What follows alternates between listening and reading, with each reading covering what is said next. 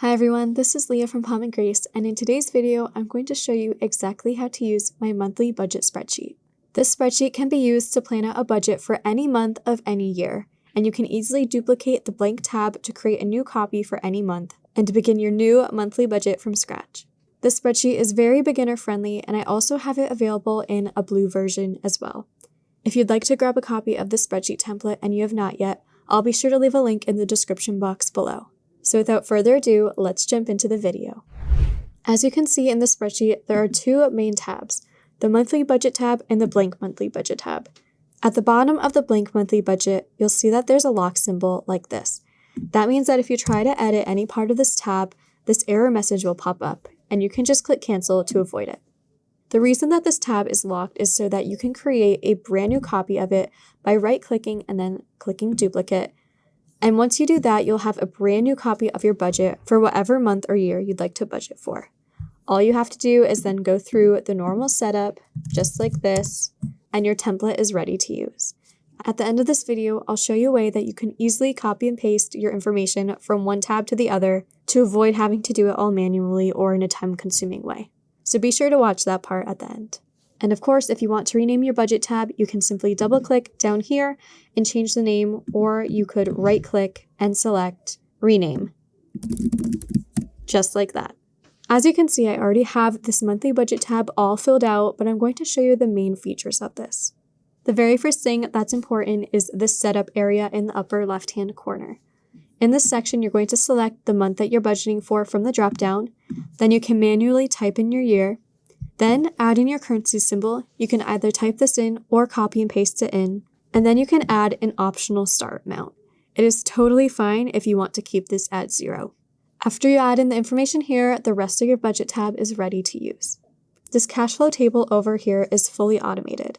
And another important thing to note about these tabs is that any darker colored columns are fully automated. So for example, in this variable expense table over here, the actual amounts and the left amounts for each category are fully automated based on the expenses log over here, which we'll go over more later. Scrolling down, you can add any incomes into this incomes box. And I give a ton of space here where you can add up to 18 different incomes, so that could include paychecks, any money that you're gifted, any side hustle income, or whatever you would like. If you scroll down a little more, there is a chart in this bottom left-hand corner that shows you a comparison of the budgeted income, the actual income, budgeted outflows, and actual outflows. In each monthly budget tab, there are 4 main areas for expenses. There's the variable expense section, the bills tracker section, the debt payments tracker section, and the savings payment tracker section. In each of these sections, you can add in a category and a budget, and then add in an actual amount as you begin to pay it. The latter 3 sections also have checkboxes where you can check them off as you pay things to help you stay organized. So for example, maybe I'm adding in another subscription here, and I'm going to budget $25 a month, and then I make my payment of $25. It would work just like that. And as I add in the numbers, all the charts and calculations in the spreadsheet will automatically update for you. As mentioned before, the variable expense section is a little bit different because it connects to this expenses log over here. So here's how it works. Let's say I want to add a category of desserts. And then I'm going to give that a budget of, let's say, $20 for that month. Now, scrolling over to the expenses log section, let's say on a day during the month, I get a dessert. I'm going to double-click the cell in the date column and select the date from the pop-up calendar. Then from the drop-down, I'm going to select the category for my transaction. So I'm selecting desserts. Then I'm going to add my description here. And then I'm going to add in the amount that I spent. Let's say I spent $15. You can also add in your payment method and then any other notes. Once you do that, any expenses that you log in this section should then be applied to that category in this table over here. So now you can see that for my desserts, I've spent $15 for that month, and I have $5 left in my budget to spend. You may also notice this highlight category section up here, which you can easily select any category. I'm going to go down to desserts, and once you click it, any transactions in that category will highlight to help you stay organized and find specific transactions. If you don't want to see any highlighted, you can simply delete this and you won't see any highlights. Another great thing about this expenses log is that you can sort and filter the transactions.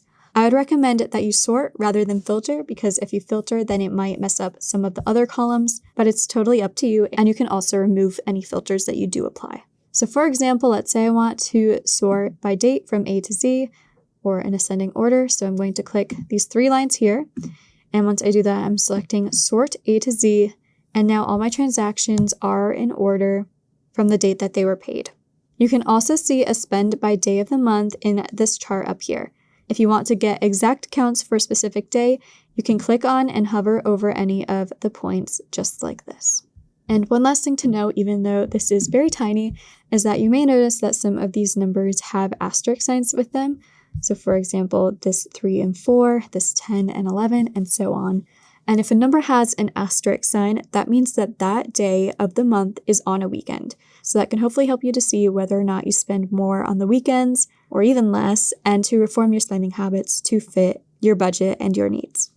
One of the last things I want to note is that you can see that there are some of you may need more space, so I created an expandable section to give you that. To expand, you simply just have to click this plus sign over here, and once you do that, a bunch of more rows will pop up here, and all the numbers that you add down here will also fully populate as normal. So this should give you a lot more space to add in your transactions. And if you'd like to collapse this section, you can just scroll back up and click this minus sign here, and it's now condensed again. So that is it for how to use this monthly budget tab in the spreadsheet. It is super simple and easy to use, and it has so many automated calculations and charts, so you can get a really good idea of exactly how you're spending your money and where it's going. The last thing that I want to cover, as I mentioned before, is easily transferring over different categories and budgets from one month to the next. As I showed at the beginning of the video, you can choose to make a duplicate of the blank tab and add in your information up here and kind of start from scratch, which is totally fine. So in this example, maybe I'll do February 2026, just like this. And one thing you could do is copy your different categories and budgets and paste them in if you would like to use the same budgets from month to month, or if you just want to go ahead and make subtle changes like this, then it's super easy. Another thing you could choose to do is copy a month that you've already filled out, such as this tab, and make a duplicate. And then you can just remove the actual numbers like this, remove any checkboxes just like this, delete any transactions. And now you basically have a new tab, and you can just change the month like that. So it's totally up to you how you do this. Maybe different months you actually don't want to transfer over categories and budgets, but I just wanted to show those 2 quick methods because they're very simple, very quick, and should save you a lot of time when setting up a new month. And that is it for how to use this monthly budget spreadsheet template. Again, if you'd like to grab a copy of the spreadsheet, whether it's in the pink version or the blue version, I'll be sure to leave a link in the description box below. Thanks so much for watching, and I hope you enjoyed.